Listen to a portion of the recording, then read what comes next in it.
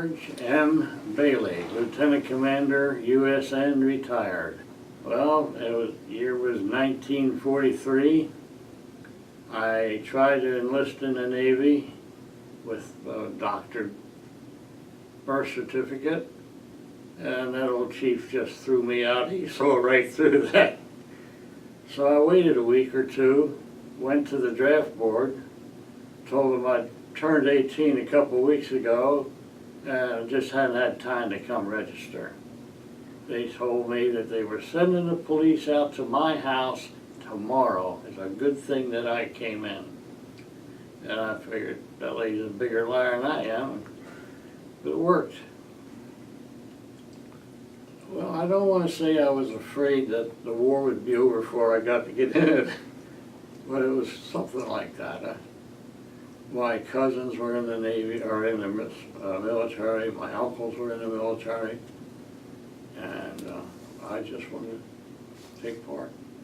Well, I was 14. My mother wanted to get me out right away, but my grandmother prevailed, saying that you're not going to be able to keep him here. It's what he wants you to do, let him do it. So that was, well, the family reaction was, I lived in a house with my aunts and uncles, and most were very supportive. The aunts weren't as supportive, but the uncles were. And I went to Sampson, New York. I was in Company 359 in boot camp. Well, it was a little more than I bargained for, but you know, I just took it in stride. And I wasn't a bully or anything like that, but I was somebody you didn't want to mess with. It was the biggest transition in the world.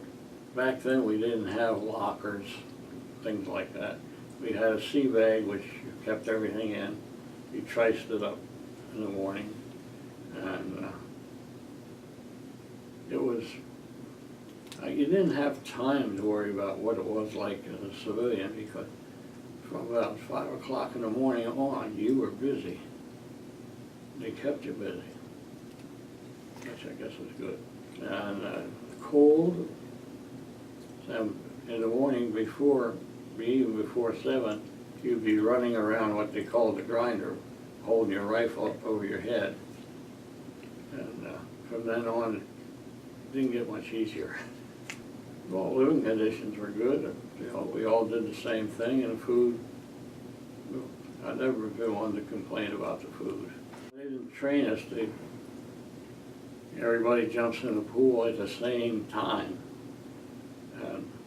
But they had people with poles to pull out those who couldn't swim. I had been swimming all my life, so I didn't have any problems. And when boot was over, they told me I was an armed guard, and I figured, that sounds like a good job. They'll give me a gun, I'll walk the waterfront. And that's not really what armed guard meant. It meant going down to a merchant ship and being a gunner on the merchant ship. After boot camp, I went down to Virginia at the Armed Guard Training Center, where we learned to fire the 20 millimeters and the 3-inch 50s that we'd have on the ship.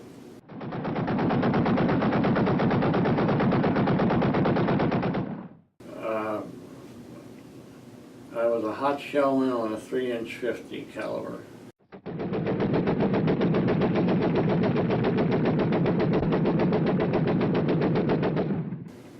And also I was on a 20 millimeter anti-aircraft gun. That's all we had.